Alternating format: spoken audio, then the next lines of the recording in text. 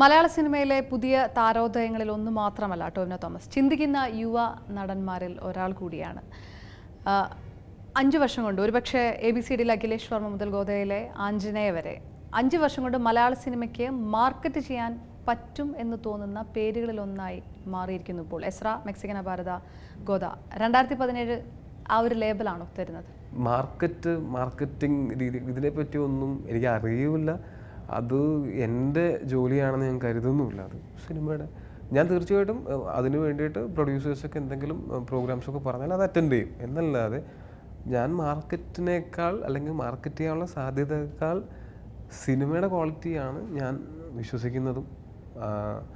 സിനിമയുടെ ക്വാളിറ്റി നന്നായാൽ മാത്രമേ നമുക്കും ഈ പറഞ്ഞ പോലെ ആക്ടേഴ്സിനും സിനിമയിലുള്ള എല്ലാവർക്കും ഒരു ഫ്യൂച്ചറുള്ളൂ, ഇനി ഒരു എക്സിസ്റ്റൻസ് ഉള്ളൂ എന്നറിയാവുന്നതുകൊണ്ട് തന്നെ അതാണ് നമ്മുടെ പ്രൈം കൺസേൺ. എനിക്ക് ഇങ്ങനത്തെ ഒരു രീതിയിൽ ഇപ്പോൾ പണ്ട് മുതലേ കേൾക്കുന്നൊരു സാധനമാണ്. എന്നെ വെച്ച് ആരെങ്കിലും ഒരു സിനിമയൊക്കെ പ്ലാൻ ചെയ്ത് കഴിഞ്ഞാൽ മുമ്പ് സിനിമയിൽ വന്ന സമയം മുതൽ കേൾക്കുന്നതാണ്, സാറ്റലൈറ്റില്ലാത്തതുകൊണ്ട് സിനിമ ചെയ്യാൻ പറ്റില്ല. സാറ്റലൈറ്റ് റൈറ്റ്സ് എന്ന് പറയുന്ന ആ ഒരു സമ്പ്രദായം ഉണ്ടാകുന്നതിന് മുമ്പ് ഇവിടെ സിനിമകളുണ്ടായിരുന്നു. പക്ഷേ ഇപ്പോൾ കുറച്ച് നാൾ മുമ്പ് വരെയൊക്കെ ഭയങ്കരമായിട്ട് സാറ്റലൈറ്റ് റൈറ്റ്സിനെ മാത്രം ഡിപ്പെൻഡ് ചെയ്തുകൊണ്ടിട്ട് ഇവിടെ സിനിമകളുണ്ടായപ്പോൾ ക്വാളിറ്റി ഭയങ്കരമായിട്ട് സിനിമയുടെ കൂടിയിട്ടില്ല, കുറഞ്ഞിട്ടേ ഉള്ളൂ എന്നാണ് ഞാൻ മനസ്സിലാക്കുന്നത്. സിനിമ കാണുന്നത് സാധാരണ പ്രേക്ഷകൻ എന്നുള്ള നിലയ്ക്ക് ഞാൻ മനസ്സിലാക്കുന്നത്. അപ്പോൾ അതിനേക്കാളൊക്കെ മുകളിൽ ഒരേ സമയം തിയേറ്ററിൽ ഓടി കളക്റ്റും ചെയ്യാവുന്ന, അതേസമയം ഒരു നല്ല സിനിമ എന്നും പറയാവുന്ന സിനിമകളിവിടെ ഉണ്ടാവണം എന്നാണ് ഞാൻ ആഗ്രഹിക്കുന്നത്. അപ്പോൾ ഈ ഒരു താരമാവുക, മാർക്കറ്റ് വാല്യൂ ഉണ്ടാവുക എന്നുള്ളതിനേക്കാളൊക്കെ എനിക്ക് സന്തോഷം തരുന്നത് നല്ല സിനിമകളുടെ ഭാഗമാകുമ്പോൾ തന്നെയാണ്. ആരെങ്കിലും ആ സിനിമ കണ്ടിട്ട് നല്ലത് എന്ന് പറയുന്നത് തന്നെയാണ്. ഒരിക്കലും ഈ കാശിൻ്റെ കണക്കോ കളക്ഷൻ റെക്കോർഡുകളോ എന്നെ ഭയങ്കരമായിട്ടൊന്നും ഭ്രമിപ്പിച്ചിട്ടില്ല. താരമൂല്യം അല്ലെങ്കിൽ പറഞ്ഞതുപോലെ ഒരു ലേബല് അല്ലെങ്കിൽ സാറ്റലൈറ്റ് റൈറ്റിൻ്റെ തുക, ഇതൊന്നുമല്ലാതെ ജനങ്ങൾ തന്നെ നല്ല സിനിമ ഏതാണ്, നല്ല താരം ഏതാണെന്ന് തീരുമാനിക്കുന്ന ഒരു ഘട്ടത്തിലേക്ക് ഇപ്പോഴെങ്കിലും മലയാള സിനിമ എത്തിച്ചേർന്നിരിക്കുകയാണ്. തീർച്ചയായിട്ടും വന്നിട്ടുണ്ട്. അത് പല സിനിമകളും തിയേറ്ററിൽ ഒരു 10 വർഷം മുമ്പ് തിയേറ്ററിൽ ഇത്ര വലിയ വിജയമാകുമായിരുന്നില്ലാത്ത പല സിനിമകളും ഇപ്പോൾ തിയേറ്ററിൽ അർഹിക്കുന്ന വിജയം നേടിക്കൊണ്ടിരിക്കുന്നുണ്ട്. അത് തന്നെ മലയാള സിനിമയുടെ നല്ലൊരു ഫേസാണ് ഇപ്പോൾ നമ്മൾ കടന്നു പോയിക്കൊണ്ടിരിക്കുന്നതിൻ്റെ തെളിവാണ്. അപ്പോൾ അതിൽ വലിയ താരങ്ങളില്ലാതെയും വലിയ മറ്റേ മാർക്കറ്റിംഗ് ഗിമ്മിക്കുകളില്ലാതെയും ഒക്കെ ഇവിടെ സിനിമകൾ ഹിറ്റായി. സിനിമകളിലെ ആൾക്കാർ കാണാനുള്ള മനസ്സ് കാണിച്ചു. അങ്ങനെ സിനിമകൾ കണ്ടവർ നല്ലതാണെന്ന് തോന്നി മറ്റുള്ളവരോട് പറഞ്ഞു. അങ്ങനെ ഇവിടെ ഒരുപാട് ഇൻഡസ്ട്രി ഹിറ്റുകൾ ഉണ്ടായിരുന്നു കഴിഞ്ഞ ഒരു 2-3 കൊല്ലത്തിനിടയ്ക്ക്. അത് വളരെ നല്ല കാര്യമാണ്. മലയാള സിനിമയുടെ വളർച്ചയാണ്. ആ സമയത്ത് വരുന്ന ഗോദ എന്താണ് മലയാള സിനിമ പ്രേക്ഷകർക്ക് സമ്മാനിക്കുക? സിനിമ നല്ല എൻ്റർടൈനറാണ്, സെൻസിബിൾ മൂവിയാണ്, ഒരു നല്ല സിനിമയാണെന്ന് എനിക്ക് പേഴ്സണലി തോന്നുന്നു. ഞാൻ കാണാൻ ഇഷ്ടപ്പെടുന്ന, ഫാമിലിയൊക്കെ ആയിട്ട് പോയി കാണാവുന്ന, ഒരു രീതിയിലും ഫാമിലിയായിട്ട് ഇരുന്ന് കാണുമ്പോൾ മനം മടുപ്പിക്കുന്ന ഒന്നുമില്ലാത്ത ഒരു സിനിമയാണ്. എല്ലാ പ്രായക്കാർക്കും അതിൽ നിന്ന് എന്തെങ്കിലുമൊക്കെ കിട്ടും. അതായത് ഇതിനകത്തൊരു ഇമോഷണൽ ഡ്രാമ പറഞ്ഞു പോകുന്നുണ്ട് ഈ സിനിമയ്ക്കകത്ത്, ഇതിനകത്തൊരു സട്ടിൽ റൊമാൻസ് പറഞ്ഞു പോകുന്നുണ്ട്, ഒരു സൗഹൃദം ഭയങ്കരമായിട്ടുണ്ട്. പ്രധാനമായിട്ടും ഗോദ എന്ന ആ പേര് പറയുന്ന ആ കഥ, ആ പ്രമേയം, ആ പശ്ചാത്തലം, ഒരുപാട് ഗാട്ടാഗുസ്തി, എന്താ പറയുക, ഗാട്ടാഗുസ്തി ചാമ്പ്യന്മാരുണ്ടായിരുന്ന സ്ഥലമാണ് കേരളം. അത് ഒരു പോയിന്റിൽ പുതിയ ഇത് സിനിമയിലും ഇത് പറയുന്നുണ്ട്. ഈ പരിഷ്കാര കലകളും പരിഷ്കാര കായിക വിനോദങ്ങളൊക്കെ വന്നപ്പോൾ ഉണ്ടായിട്ടുള്ള മാറ്റങ്ങളുടെ കൂട്ടത്തിൽ ഇല്ലാതായി പോയിക്കൊണ്ടിരിക്കുന്ന ഒരു സംഭവമാണ് ഈ ഗുസ്തി എന്ന് പറയുന്നത്. നോർത്ത് ഇന്ത്യയിൽ ഇപ്പോഴും ഉണ്ട്. നമ്മുടെ ആളുകളൊക്കെ നോർത്ത് ഇന്ത്യയിലുള്ള എന്ത് സംഭവമാണ് ഗുസ്തി എന്ന് ചോദിച്ചുകൊണ്ടിരിക്കുന്നത്. അങ്ങനെയല്ല, ഇപ്പോഴും ഫോർട്ട് കൊച്ചിയിൽ മഡ് ഗാട്ടാ ഗുസ്തി നടക്കാറുണ്ട്. ഇപ്പോൾ ഫ്രീ സ്റ്റൈൽ റെസ്ലിംഗ് ഇപ്പോഴും ഉണ്ട്. നമ്മുടെ നാട്ടിൽ നിന്നും നന്നായിട്ട് കോമ്പീറ്റ് ചെയ്യുന്ന ആൾക്കാരുണ്ട്. ഒരുപാട് ഗുസ്തിക്കാർ നമ്മുടെ നാട്ടിൽ ഇപ്പോഴും ഉണ്ട്. ഇതൊന്നും നമ്മൾ അറിയുന്നില്ല എന്നുള്ളൂ. അപ്പോൾ നമ്മുടെ നാടിൻ്റെ പണ്ടത്തെ ഒരു പാരമ്പര്യമൊക്കെ ഒന്നും കൂടെ പൊടി തട്ടിയെടുക്കുന്ന ഒരു സിനിമയാണിത്. സുൽത്താനും ദംഗലും ഒക്കെ തിയേറ്ററിൽ പോയി കണ്ട് കൈയടിച്ച അതേ മലയാളിയായിരിക്കും ഗോദ കാണാൻ വരിക. ഒട്ടും ന്യായമല്ലെങ്കിൽ കൂടി ഇവിടെ ആളുകൾ ഗോദ എന്ന് പറയുന്ന സിനിമ ഞാൻ കമ്പയർ ചെയ്യാൻ പോകുന്നത് ഈ സിനിമയേക്കാൾ 100 ഇരട്ടി ബഡ്ജറ്റിൽ എടുത്തിട്ടുള്ള സിനിമകളുമായിട്ടാണ്. അപ്പോൾ നമുക്ക് ചെയ്യാവുന്നതെന്ന് പറഞ്ഞാൽ ഒരുപാട് പരിമിതികളുടെയും, നമുക്ക് ഫിനാൻഷ്യൽ കൺസ്ട്രെയിൻസ് ഉണ്ട്, നമുക്ക് സമയത്തിൻ്റെ കൺസ്ട്രെയിൻ്റ് ഉണ്ട്. അതുപോലെ നമുക്ക് ഒരുപാട് സാഹചര്യങ്ങൾ മറ്റുള്ളവർക്കുള്ളത് ഉണ്ടാവില്ല. ഇപ്പോൾ എൻ്റെ കാര്യം തന്നെ എടുക്കുകയാണെങ്കിൽ വർക്കൗട്ട് ചെയ്യുന്നു ശരീരം നന്നാക്കാനായിട്ട്. എനിക്കിത് വർക്കൗട്ട് ചെയ്യാനായിട്ട് ഫ്രീ ടൈമൊന്നുമില്ല. എൻ്റെ വർക്കിംഗ് ടൈം കഴിഞ്ഞിട്ട് ഞാൻ ഉറങ്ങാനുള്ള സമയത്തിൽ നിന്ന് എടുത്തിട്ട് വേണം ഞാൻ വർക്കൗട്ട് ചെയ്യാനായിട്ട്. ഉറക്കം കുറഞ്ഞു കഴിഞ്ഞാൽ മസിൽ ഡെവലപ്മെൻറ്റിനെ ബാധിക്കുകയും ചെയ്യും. അപ്പോൾ ഞാൻ എന്ത് ചെയ്യണം, ഞാൻ ഫ്രീ ഇൻ്റർവെൽസിൽ, അതായത് ഷൂട്ടിൻ്റെ ഇടയ്ക്കുള്ള ഷോർട്ടിൻ്റെ ബ്രേക്കുകൾ പവർ നാപ്സ് എടുത്തിട്ടായിരുന്നു ഞാൻ എൻ്റെ എനർജി കീപ്പ് ചെയ്തുകൊണ്ടിരുന്നത്. ഇത് എല്ലാവർക്കും ചെയ്യേണ്ടി വരുന്നില്ല. ഹോളിവുഡിലോ ബോളിവുഡിലോ ഉള്ളവർക്ക് ഇത് ചെയ്യേണ്ടി വരുന്നില്ല. അതുപോലെ അവർക്ക് കിട്ടുന്നത് ലോകത്തിലെ best dietitian, best trainer, best workout എന്താ പറയുക എക്യുപ്മെൻറ്റ്സ്, അതുപോലെ സപ്ലിമെൻറ്റ്സ്, പ്രോട്ടീൻ സപ്ലിമെൻറ്റ്സ്, ഇങ്ങനെയുള്ള ഒരുപാട് കാര്യങ്ങളുണ്ട്. ഒരു ഫിസിഷ്യൻ ഉണ്ടായിരിക്കും അവരുടെ കൂടെ എപ്പോഴും. അപ്പോൾ കമ്പയർ ചെയ്യുമ്പോൾ അതും കൂടെ ഒന്ന് മനസ്സിൽ വെക്കണം. അതും കൂടെ കടുത്ത വിമർശന സ്വഭാവമുള്ള ഒരു മലയാളി ഒരു ചെറിയ ബഡ്ജറ്റിൽ ഇറങ്ങുന്ന സിനിമയെ വലിയ ഒരു ബഡ്ജറ്റിൽ ഇറങ്ങിയാൽ 1-2 സിനിമകളുമായി താരതമ്യപ്പെടുത്തിയേക്കാം എന്നുള്ള ഒരു പേടി കൂടി ടോവിനോയുടെ വാക്കുകളിലുണ്ടോ? പേടിയല്ല, അത് ഞാനൊരു അവസ്ഥയെ പറ്റിയിട്ടൊരു ആശങ്കയുണ്ട്. കാര്യം എല്ലാവരും അല്ല, ചിലരെങ്കിലും അതുപോലെ ചെയ്യുന്നുണ്ട്. അതുപോലെ ചെയ്യുമ്പോൾ അവർ മനസ്സിലാക്കുന്നത്, അല്ലെങ്കിൽ അവർ ഈ നെഗ്ലക്റ്റ് ചെയ്ത് കളയുന്നത് നമ്മളുടെ പോലുള്ള കുറേ ചെറുപ്പക്കാരുടെ അല്ലെങ്കിൽ കുറേ പേരുടെ ഹാർഡ് വർക്കിനെയാണ്. ബാഹുബലി എന്ന ഒരു സൂപ്പർ എപ്പിക് സിനിമ കൊണ്ടാണ് ഗോദ പോലും തിയേറ്ററിലെത്താൻ വൈകുന്നത്. നമുക്കത് ആ പടത്തെ നമുക്ക് എഴുതിത്തള്ളാൻ കഴിയുന്ന ഒരു സിനിമയല്ല. കോടികൾ കേരളത്തിൽ നിന്ന് ആ സിനിമ നേടിയെങ്കിലും ഒരുപാട് കോടികളുടെ നഷ്ടം മലയാള സിനിമയ്ക്ക് ബാഹുബലി കൊണ്ട് ഉണ്ടായിട്ടുണ്ട്. പക്ഷെ മലയാള സിനിമ പ്രവർത്തകർക്ക് ഇതിപ്പോൾ തുറന്നു പറയാൻ മടി എന്തിനാണ്? സത്യമല്ലേ? ഓടിക്കൊണ്ടിരിക്കുന്ന സിനിമകൾക്ക് കളക്ഷന് കുറവ് വന്നിട്ടുണ്ടാവും. അതിനെ പ്രൊട്ടക്റ്റ് ചെയ്യാനായിട്ടുള്ള സംവിധാനങ്ങൾ നമ്മളുടെ സിനിമാ മേഖലയിൽ നിന്നോ ഗവൺമെൻറ്റിൻ്റെ ഭാഗത്തു നിന്നും ഉണ്ടായിരുന്നെങ്കിൽ നല്ലതായിരുന്നു. കാര്യം ഇങ്ങനെയുള്ള സിനിമകൾ അടിക്കടി വന്നു കഴിഞ്ഞിട്ട് മലയാള സിനിമ നശിച്ചു പോയി കഴിഞ്ഞാൽ ഞാനീ പറഞ്ഞ അതിൽ നിന്ന് പ്രചോദനം ഉൾക്കൊണ്ട് മലയാള സിനിമ വലുതായി വരുന്നതൊന്നും ഉണ്ടാവില്ല. അപ്പോൾ ഇതിനൊരു ബാലൻസ് കീപ്പ് ചെയ്യുന്ന രീതിയിൽ ബാഹുബലി പോലുള്ള സിനിമകളും വേണം. അങ്ങനത്തെ സിനിമകൾ കാണാനായിട്ട് നമുക്ക് എല്ലാവർക്കും അവസരം വേണം. അതേപോലെ തന്നെ നമ്മളുടെ നല്ല സിനിമകൾ ഓടാനുള്ള ഒരു സ്ഥലവും ഇവിടെ വേണം. ഒരു പൊടിക്കെങ്കിലും നമ്മുടെ സിനിമകൾക്കല്ലേ കൂടുതൽ ഇമ്പോർട്ടൻസ് ഇവിടെ കൊടുക്കേണ്ടത് എന്നെനിക്ക് തോന്നിയിട്ടുണ്ട്. ഭൂരിഭാഗം സിനിമകൾക്കും വിജയത്തിൻ്റെ ക്രെഡിറ്റ് നായകനാണ്. അതുകൊണ്ട് തന്നെ പരാജയത്തിൻ്റെ ഉത്തരവാദിത്വവും നായകൻ്റെ തലയിൽ തന്നെ വരുന്ന ഒരു സ്ഥിതിവിശേഷമുണ്ട് ഇപ്പോഴും, ഇല്ലേ? പക്ഷെ അതൊക്കെ മാറേണ്ട സമയം ഒരുപാട്. കാര്യം ഇതൊരു ടീം വർക്കാണ് എന്ന് വിശ്വസിക്കുന്ന ആളാണ് ഞാൻ. സംവിധാനമാണ് അല്ലെങ്കിൽ അഭിനയമാണ് നടൻ്റെ കല, സിനിമ സംവിധാനം, സിനിമ ഉണ്ടാക്കുക എന്ന് പറയുന്ന പ്രോസസ്സ് അത് സംവിധായകൻ്റെ കലയാണെന്ന് വിശ്വസിക്കുന്ന ആളാണ് ഞാൻ. ഈ പറയുന്ന പോലെ സംവിധായകനും നടനും മറ്റ് ടെക്നീഷ്യൻസും എല്ലാവരും ഒരുമിച്ച് നിന്ന് വർക്ക് ചെയ്യുമ്പോഴാണ് ഒരു നല്ല സിനിമ ഉണ്ടാവുന്നത്. അതിന് ക്രെഡിറ്റ് ഒരാൾ മാത്രം കൊണ്ടുപോകുന്ന ഒരു നല്ല കാര്യമായിട്ടൊന്നും ഞാൻ ഇതുവരെ കണ്ടിട്ടില്ല. ഞാൻ അങ്ങനെ ഒരു സിനിമയുടെ ക്രെഡിറ്റ് എനിക്ക് വേണം എന്ന് പറഞ്ഞ് ഞാൻ എടുത്തുകൊണ്ട് പോയിട്ടുമില്ല. പല സിനിമകളുടെയും പ്രീ ഹൈപ്പുകൾ വരുമ്പോഴും അതിനും പിന്നീട് ഉത്തരം പറയേണ്ട ബാധ്യത നായകന് വരുന്നുണ്ട്. അതും ശരിയല്ലേ? ഈ പ്രീ ഹൈപ്പുകൾ പലപ്പോഴും സിനിമയ്ക്ക് നല്ലതാണ് ചെയ്യുന്നത്. അത് പ്രീ ഹൈപ്പുകളുള്ള സിനിമകളാണ് ഫസ്റ്റ് ഡേ തിയേറ്ററിൽ വന്ന ആൾക്കാർ കാണുന്നത്.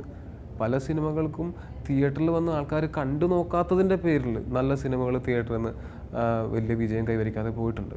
ഒന്ന് കണ്ടു നോക്കാനായിട്ട് ആദ്യത്തെ ദിവസം ആരെങ്കിലും തിയേറ്ററിൽ കയറി കണ്ടാലല്ലേ അത് നല്ലതാണെന്ന് മനസ്സിലാക്കി മറ്റുള്ളവരോട് പറയാൻ പറ്റുള്ളൂ. പക്ഷേ ടോവിനോ, ഇതൊരു ഇപ്പോൾ വന്ന ഒരു പുതിയ വിഭാഗം മലയാളി പ്രേക്ഷകരാണ് ആഘോഷിക്കുന്ന, തിയേറ്ററിൽ വന്ന് മുദ്രാവാക്യം വിളിച്ച് കൊടി പിടിച്ച് സിനിമ കാണുന്ന ഒരു വിഭാഗം. പക്ഷേ വിചാരിച്ചതുപോലെ അല്ല സിനിമ, അല്ലെങ്കിൽ ആ ആവേശമല്ല തരുന്നതെന്ന് ഒരു ഫ്രാക്ഷൻ ഓഫ് എ സെക്കൻഡ് കൊണ്ട് അവർക്ക് തോന്നുകയാണെങ്കിൽ കൈവിട്ട് കളയുന്ന ഒരു വിഭാഗം. പണ്ടത്തെ ഒരു കാമ്പും കഴമ്പോടുകൂടി സിനിമ അനലൈസ് ചെയ്യുന്ന ഒരു വിഭാഗമല്ല ഈ പ്രീ ഹൈപ്പ് ഉണ്ടാക്കുന്ന ആൾക്കാർ. അതുകൊണ്ട് തന്നെ ഇവരെ ഡിപ്പെൻഡ് ചെയ്തുകൊണ്ട് ഒരു സിനിമ തിയേറ്ററിലെത്തിക്കാൻ, അല്ലെങ്കിൽ ഇവരെ ഡിപ്പെൻഡ് ചെയ്തുകൊണ്ട് ഒരു വിജയം പ്രതീക്ഷിക്കാൻ മലയാള സിനിമാ പ്രവർത്തകർക്ക് കഴിയുമോ ഇപ്പോൾ? അങ്ങനെയാണെങ്കിൽ അതൊരു വളരെ എളുപ്പമുള്ള ഫോർമുലയാണ്. അങ്ങനെ ചെയ്യാൻ പറ്റുമായിരുന്നെങ്കിൽ അത് വളരെ എളുപ്പമുള്ള ഫോർമുലയാണ്. പക്ഷേ ഇവൻച്വലി സിനിമ തിയേറ്ററിലെത്തിയിട്ട് സിനിമ നല്ലതല്ലെങ്കിൽ അത് കൈവിടും. അത് നല്ല സിനിമയെ സ്നേഹിക്കുന്ന പ്രേക്ഷകരാണെങ്കിലും, അല്ലെങ്കിൽ നിങ്ങൾ ഈ പറഞ്ഞ പോലെ ആദ്യത്തെ ദിവസം തിയേറ്ററിൽ വരുന്നവരാണെങ്കിലും നല്ല സിനിമ അല്ലെങ്കിൽ കൈവിടും. അതിപ്പോൾ എന്തിനാണ് നല്ലതല്ലാത്തൊരു സിനിമ പൊക്കി പിടിച്ചുകൊണ്ട് നടക്കുന്നത് ആൾക്കാർക്ക് തോന്നും. അതിനിപ്പം അത് ശരിയല്ലേ? അത് മെക്സിക്കൻ അപാരതയിൽ തുടങ്ങി സഖാവ് CIAയിൽ എത്തിക്കുന്നു. ഇടതുപക്ഷ സീരീസിലെ 3 സിനിമകൾ ഒറ്റ സ്ട്രെച്ചിൽ വന്ന് നിൽക്കുന്നു. എന്തുകൊണ്ട് മറ്റ് രാഷ്ട്രീയ പാർട്ടികൾ ഇത്തരം സിനിമകൾക്കൊന്നും നമ്മുടെ സിനിമകൾക്ക് പശ്ചാത്തലമാകുന്നില്ല? അത് എന്നോട് ചോദിച്ചാൽ എനിക്കങ്ങനെ അറിയാൻ പറ്റും. ഞാൻ എന്നാൽ ഇനിയിപ്പോൾ ഇന്ന രാഷ്ട്രീയ പാർട്ടിയുടെ ഒരു സിനിമ എടുത്തേക്കാം എന്ന് പറഞ്ഞിട്ട് ഞാൻ പ്ലാൻ ചെയ്യുന്ന സിനിമകളൊന്നുമല്ല അത്. ഇത് എന്ന് പറഞ്ഞു കഴിഞ്ഞാൽ ഞാനൊരു 2015 മറ്റോ കേട്ടിട്ടില്ല, 2015 യൂട്യൂബ് ലോട്ടസിൻ്റെ സമയത്താണ് എൻ്റെ അടുത്ത് ടോം ഇമ്മട്ടി ഈ കഥ പറയുന്നത്. അത് പിന്നീട് സിനിമയാവുന്നത് 2017 അല്ലാതെ നമ്മൾ കുറച്ച് സിനിമകൾ അങ്ങോട്ട് ഇങ്ങനെ ഈ ഒരു ടൈപ്പ് സിനിമകൾ കുറച്ചുകൂടെ എടുത്തേക്കാം എന്നും പറഞ്ഞിട്ട് ഇതിൻ്റെ എല്ലാ സംവിധായകരും ഒരുമിച്ചിരുന്ന് കൂടി ആലോചിച്ചെടുത്തിട്ടുള്ളൊരു തീരുമാനമൊന്നുമല്ല. കോയിൻസിഡൻഷ്യലി 3 സിനിമകൾ, പക്ഷേ ഈ 3 സിനിമകളും 3 വ്യത്യസ്തമായിട്ടുള്ള സിനിമകളാണ്, 3 വ്യത്യസ്തമായിട്ടുള്ള രീതിയിൽ നല്ല സിനിമകളാണ്. അപ്പോൾ പിന്നെ അതിൽ ഇങ്ങനൊരു ഫാക്ടർ മാത്രം കണ്ടെത്തുന്നത്, നേരത്തെ ഞാൻ പറഞ്ഞതുപോലെ 3 പ്രണയ സിനിമകൾ ഒരുമിച്ച് ഇറങ്ങുമ്പോൾ 3ലും പ്രണയം ഉണ്ടല്ലോ, എന്തുകൊണ്ട് പ്രണയ സിനിമകൾ ഇങ്ങനെ വരുന്നു എന്ന് പറഞ്ഞ് ചർച്ച ചെയ്യാറുണ്ടോ ഇവിടെ?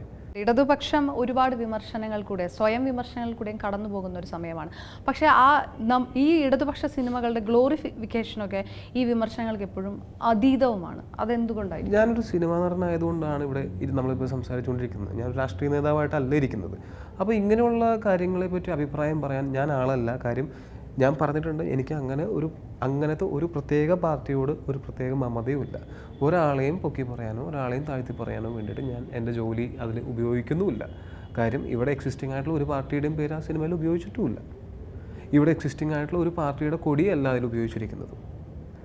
കോളേജ് ക്യാമ്പസ് രാഷ്ട്രീയത്തിന് നമ്മൾ ഉപയോഗിച്ചിരിക്കുന്ന കൊടി ഇവിടെ എക്സിസ്റ്റിംഗ് ആയിട്ടുള്ള ഒരു ക്യാമ്പസ് രാഷ്ട്രീയത്തിൽ ഉൾപ്പെടുന്ന ഒരു പാർട്ടിയുടെ കൊടിയോ അല്ല നമ്മൾ ഉപയോഗിച്ചിരിക്കുന്നത്. അപ്പോൾ നമ്മൾ വ്യക്തമായിട്ട് അങ്ങനെയുള്ള വിവാദങ്ങൾ ഒഴിവാക്കാൻ വേണ്ടി തന്നെ നമ്മൾ അങ്ങനെയാണ് ആ സിനിമ വ്യക്തമായിട്ട് അതിൻ്റെ ഓരോ പാർട്ടിയുടെയും പേരും കൊടിയുടെ കളറും എല്ലാം ശ്രദ്ധിച്ചാൽ മനസ്സിലാവും. അപ്പോൾ പിന്നെ ഇതിലും കൂടുതലായിട്ട് എൻ്റെ അടുത്ത് ഇങ്ങനെ രാഷ്ട്രീയപരമായിട്ടുള്ള ചോദ്യങ്ങൾ ചോദിക്കാൻ ഞാൻ രാഷ്ട്രീയത്തിൽ ഞാൻ ഇലക്ഷൻ നിന്നിട്ടുള്ള ആളല്ല. സിനിമക്കാർക്ക് രാഷ്ട്രീയം വേണ്ടേ? സിനിമക്കാർക്ക് രാഷ്ട്രീയം വേണം. സിനിമക്കാർക്ക് നല്ല രാഷ്ട്രബോധമുള്ള എല്ലാവർക്കും രാഷ്ട്രബോധവും ഈ രാഷ്ട്രത്തിൻ്റെ ഭാഗമായിട്ടുള്ള എല്ലാവർക്കും രാഷ്ട്രബോധവും രാഷ്ട്രീയവും വേണം. പക്ഷെ അതിനൊരു പാർട്ടി വേണം എന്ന് നിർബന്ധമൊന്നുമില്ല. എൻ്റെ രാഷ്ട്രീയത്തിന് ചിലപ്പോൾ വ്യക്തികളെ അധിഷ്ഠിതമായിട്ടുള്ള രാഷ്ട്രീയമാവാം, അല്ലെങ്കിൽ ഒരു വ്യക്തിയുടെ പ്രവർത്തനങ്ങളെ അധിഷ്ഠിതമായിട്ടാവാം ആ രാഷ്ട്രീയം.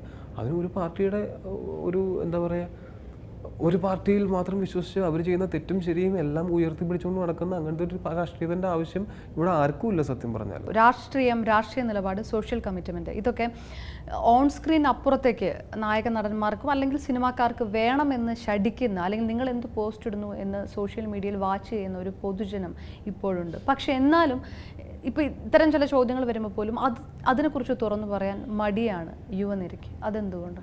ഞാൻ തുറന്നു പറഞ്ഞതായിട്ട് തോന്നിയോ? കുറച്ചൊക്കെ സ്കിപ്പ് ചെയ്യുന്ന പോലെ തോന്നുന്നു. ഞാൻ എന്ത് സ്കിപ്പ് ചെയ്തെന്നാണ് പറയുന്നത്? ഞാൻ എല്ലാം വസ്തുനിഷ്ഠമായിട്ട് ഞാൻ പറഞ്ഞില്ലേ. അതായത് ഇത് ആരോപിക്കപ്പെടുന്ന ഒരു കാര്യം മാത്രമാണ്. ഞാൻ വ്യക്തമായിട്ട് പറഞ്ഞു, ഞാൻ ഇതിൽ വലിയ ഘോരഘോരം പ്രസംഗിക്കാൻ ഞാൻ രാഷ്ട്രീയക്കാരനല്ല. ഞാനൊരു സിനിമാ നടൻ എന്നുള്ള രീതിയിലും അല്ല ഞാൻ രാഷ്ട്രീയത്തെപ്പറ്റി സംസാരിക്കുന്നത്. ഞാൻ ഈ രാജ്യത്തിലൊരു സിറ്റിസൺ എന്നുള്ള നിലയ്ക്കാണ് ഞാൻ രാഷ്ട്രീയത്തെപ്പറ്റി സംസാരിക്കുന്നത്. എൻ്റെ രാഷ്ട്രീയം എന്ന് പറയുന്നത് ജനങ്ങൾക്ക് നല്ലത് ചെയ്യുന്നത്, ജനങ്ങളെ അങ്ങോട്ടും ഇങ്ങോട്ടും സ്നേഹിക്കാനും സഹകരിച്ച് ജീവിക്കാനും പ്രേരിപ്പിക്കുന്ന എന്തോ അതാണ് എൻ്റെ രാഷ്ട്രീയം.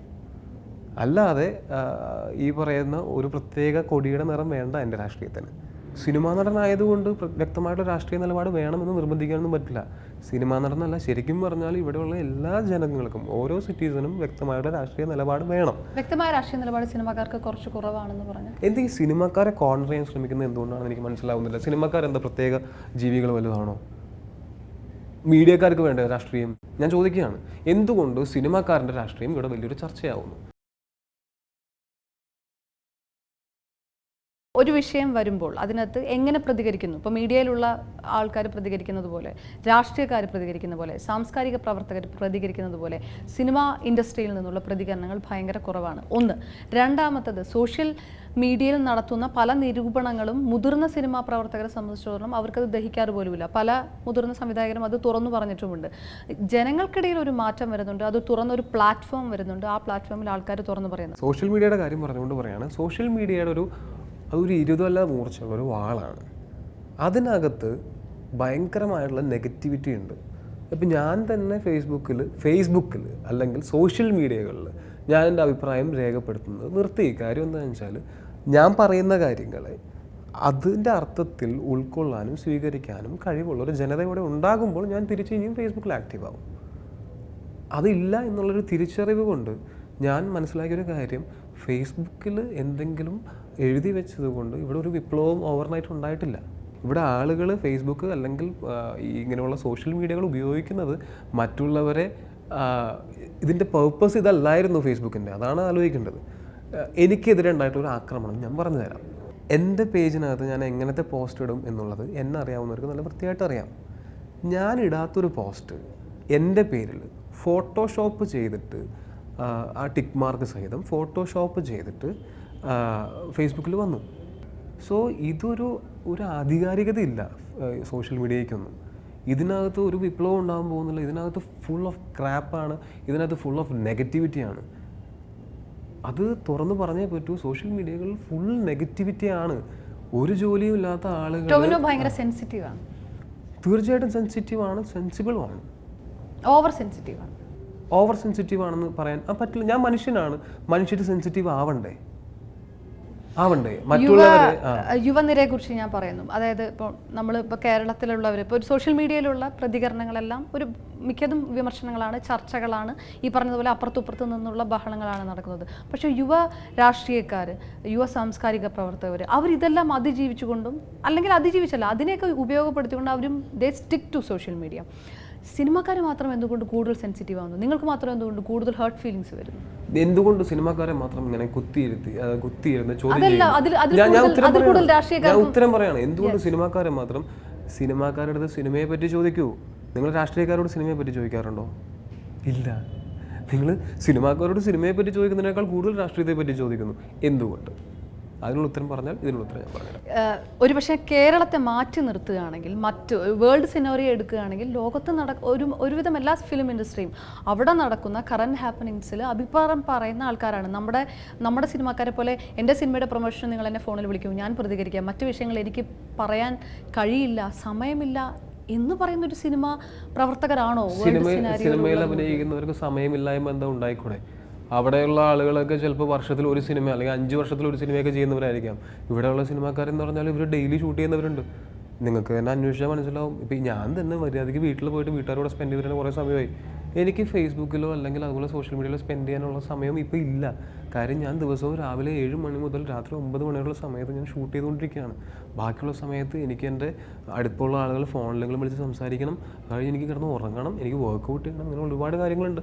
ഇതിനിടയ്ക്ക് സോഷ്യൽ മീഡിയ എനിക്കൊരു ഇമ്പോർട്ടൻറ്റ് കാര്യമായിട്ട് ഇപ്പോൾ തോന്നുന്നില്ല. അതായത് എനിക്ക് സംസാരിക്കാനുള്ളത് എൻ്റെ കാര്യം മാത്രമാണ്, മറ്റ് സൊസൈറ്റിയെ സംബന്ധിച്ച് എനിക്ക് സംസാരിക്കാനുള്ള കാര്യങ്ങൾ വ്യക്തമായിട്ട് പറയേണ്ട സ്ഥലങ്ങളിൽ പറയേണ്ട പോലെ പറഞ്ഞ ഒരാളാണ്. സംശയമുണ്ടോ? ഞാൻ പറഞ്ഞ കാര്യങ്ങളെ വളച്ചൊടിച്ച ഒരു മാധ്യമമുണ്ട്. ഞാൻ പ്രസ് മീറ്റിൽ പറഞ്ഞ കാര്യങ്ങളെ ഞാൻ പറഞ്ഞ 4 സെൻറ്റൻസുകളുണ്ടായിരുന്നു. അതിൽ 3 സെൻറ്റൻസുകൾ മാത്രം ഉപയോഗിച്ച് 4ാമത്തെ സെൻറ്റൻസ് സൗകര്യപൂർവ്വം ഒഴിവാക്കി കളഞ്ഞൊരു ചാനലുണ്ട്. എന്തിനായിരുന്നു അത് എന്ന് എനിക്ക് വ്യക്തമായിട്ട് അറിയാം. അന്ന് വിവാദങ്ങളിലേക്ക് കടക്കാൻ ഞാൻ താല്പര്യപ്പെടുന്നില്ല. പക്ഷേ ഞാൻ പറയുന്ന കാര്യങ്ങൾ വ്യക്തമായിട്ട് ജനങ്ങളിലേക്ക് എത്തുന്നില്ല. ഞാൻ പറയുന്നത് പോലെ, അതായത് 1-to-1 കോൺവെർസേഷനിൽ ഞാൻ പറയുന്ന കാര്യങ്ങൾ ചാനലിൽ എഡിറ്റ് ചെയ്യാം. ഞാൻ പറയുന്നതിൽ ഒരു സെന്റൻസ് എഡിറ്റ് ചെയ്ത് കളഞ്ഞാൽ ചിലപ്പോൾ അതിന്റെ അർത്ഥം മാറിപ്പോയേക്കാം. ചാനലുകളെ എക്സ്പോസ് ചെയ്യാനുള്ള ഒരു പ്ലാറ്റ്ഫോം സിനിമാക്കാരുടെ മുന്നിലുണ്ട്. എവിടെയാണ് സോഷ്യൽ മീഡിയ പോലെ അതെന്തുകൊണ്ട് യൂസ് ചെയ്യുന്നത്? സോഷ്യൽ മീഡിയ ഇങ്ങനെയാണ്. സോഷ്യൽ മീഡിയ ഇത്രയും നെഗറ്റിവിറ്റി ഉള്ള, എന്ത് പറഞ്ഞാലും അമ്മയെ തല്ലിയാലും 2 പക്ഷമുള്ള ഒരു സോഷ്യൽ മീഡിയയിൽ എന്ത് വിപ്ലവമാണ് നിങ്ങൾ പ്രതീക്ഷിക്കുന്നത്? ഇവിടെയുള്ള പലരും രാത്രി കാലങ്ങളിൽ ചാറ്റ് ചെയ്യാനും ആരെങ്കിലും എന്തെങ്കിലും പറഞ്ഞാൽ ഫേക്ക് ഐ ഡി കയറിയിട്ട് അവരെ ചൊറിയാനും തെറി വിളിക്കാനുമാണ് ഈ ഫേസ്ബുക്ക് എന്ന് പറയുന്ന പോലത്തെ മാധ്യമങ്ങൾ ഉപയോഗിക്കുന്നത്. അവിടെ എങ്ങനെയാണ് നമ്മൾ ഒരു പോസിറ്റീവായിട്ടുള്ളൊരു സംഭവം സംഭവിക്കുമെന്ന് പ്രതീക്ഷിക്കുന്നത്? കാസ്റ്റിംഗ് കൗച്ച് അടക്കമുള്ള കാര്യങ്ങൾ മലയാള സിനിമയിലുണ്ടെന്ന് തുറന്നു വിളിച്ചു പറയുന്ന യുവ നായികമാരും മലയാള സിനിമയിലുണ്ട്. പക്ഷെ ഇപ്പോഴും പല കാര്യങ്ങളും പറയാൻ, സിനിമയ്ക്ക് അപ്പുറത്തേക്ക് വിളിച്ചു പറയാൻ യുവ നായകന്മാർക്ക് അല്ലെങ്കിൽ യുവ നടന്മാർക്ക് പേടിയാണെന്ന് ഞാൻ പറഞ്ഞു. അത് നിങ്ങൾ വെറുതെ ഒരു ആരോപണം ഉന്നയിക്കുന്നതാണ്. ഞാൻ ഒരു കാര്യം ചോദിക്കട്ടെ, ഇതെല്ലാം വിളിച്ച് പറഞ്ഞുകൊള്ളണം എന്നെന്തെങ്കിലും നിയമമുണ്ടോ? പറയേണ്ട കാര്യങ്ങൾ ഓരോരുത്തർക്കും ഓരോ സ്വഭാവമാണ്. എല്ലാവരും ഒരേ സ്വഭാവക്കാരാവണമെന്ന് നിങ്ങൾ ഇങ്ങനെയാണ് വാശി പിടിച്ചാൽ എങ്ങനെ ശരിയാവുക? എല്ലാവരും ഒരേപോലെ നടക്കണം, ഒരേപോലെ ഇരിക്കണം, ഒരേപോലെ ചിരിക്കണം എന്ന് പറയുമ്പോൾ ഓരോരുത്തർക്കും അവരവരുടേതായിട്ടുള്ള വ്യക്തിത്വമുണ്ട്. എൻ്റെ വ്യക്തിത്വത്തിനനുസരിച്ച് ഞാൻ പെരുമാറുന്നു, ആ പറഞ്ഞ ആളുടെ വ്യക്തിത്വത്തിനനുസരിച്ച് അവർ പെരുമാറുന്നു. ബേസിക്കലി ഒരു ഇൻട്രോവേർട്ട് ആയിട്ടുള്ള ഒരാൾ, അയാൾക്ക് ഇതിനോടൊന്നും താല്പര്യമില്ല. അങ്ങനെയുള്ള ഒരാൾ പ്രതികരിക്കുന്നില്ല എന്ന് പറഞ്ഞാൽ അയാളെങ്ങനെ കുറ്റപ്പെടുത്താൻ പറ്റും? ഉരുളക്കുപ്പേരി പോലെ മറുപടി കൊടുക്കുന്ന ഒരു നായകൻ കൂടി, ഒരു നടൻ കൂടിയായിരുന്നു ടോവിനോ സോഷ്യൽ മീഡിയയിൽ. ഒരു പക്ഷേ മാധ്യമപ്രവർത്തകർ എന്ന രീതിയിൽ ഞങ്ങളൊക്കെ ടോവിനോയുടെ പേജ് നോക്കിയിരുന്നത് പോലും അത്തരം ചില കമൻറ്റുകൾക്ക് കൊടുത്ത മറുപടിയുടെ ബേസിലാണ്. പെട്ടെന്ന് ഇത്രയ്ക്ക് സോഷ്യൽ മീഡിയ അകറ്റി നിർത്താൻ മാത്രം സെൻസിറ്റീവ്? ഞാൻ പറഞ്ഞുതരാം. അതായത് എനിക്ക് എപ്പോഴും നമുക്ക് കിട്ടും ജീവിതത്തിൽ ഓരോ സമയത്തും നമുക്ക് കിട്ടുന്ന നോക്ക് ഓൺ ദ ഹെഡ് എന്ന് പറയുന്ന സാധനമുണ്ട്. ഒരു ഭയങ്കര നല്ലൊരു ഹ്യൂമൻ ബീയിങ്ങിലേക്കുള്ള ഒരു ട്രാൻസിഷൻ, അങ്ങനത്തെ ഒരു പ്രോസസ്സിലായിരുന്നു ഞാനത് സ്വയം അത് അനുഭവിച്ചു. ഞാനത് ഭയങ്കര പോസിറ്റിവിറ്റി ചുറ്റും നിൽക്കുന്നു. എനിക്ക് നാട്ടുകാർക്കെല്ലാം നല്ലത് ചെയ്യാൻ തോന്നുന്നു, എനിക്ക് എല്ലാവരെയും സ്നേഹിക്കാൻ തോന്നുന്നു. അങ്ങനത്തെ ഒരു പ്രോസസ്സിലായിരുന്നു ഞാൻ. പക്ഷെ അതൊരു മൂഢസ്വർഗമാണെന്ന് തിരിച്ചറിയുന്ന രീതിയിലുള്ള അനുഭവങ്ങൾ എനിക്കുണ്ടായി. ചില ഇഷ്യൂസ് ഉണ്ടായത് ഇപ്പം ഞാൻ കഴിഞ്ഞ സിനിമയുടെ പ്രൊമോഷനും തിയേറ്റർ വിസിറ്റുമായിട്ട് പോയപ്പോൾ ഉണ്ടായിട്ടുള്ള ആ വിഷയങ്ങളുടെ എല്ലാത്തിൻ്റെ വീഡിയോകൾ ഇറങ്ങിയിരുന്നു. എല്ലാത്തിൻ്റെ വീഡിയോകൾ ഇപ്പോഴും യൂട്യൂബിലുണ്ട്. സമയമുള്ളപ്പോൾ ഒന്ന് ചെക്ക് ചെയ്ത് നോക്കണം. പയ്യന്നൂർ തിയേറ്റർ വിസിറ്റിന് ഞാൻ പോയി. ഇപ്പോൾ തുറന്ന കാറിൽ നമ്മൾ എല്ലാവർക്കും ഷേക്കിൻ്റെ കൊടുത്തും ചിരിച്ചും കളിച്ചും ഞാൻ വന്നുകൊണ്ടിരിക്കുകയാണ്.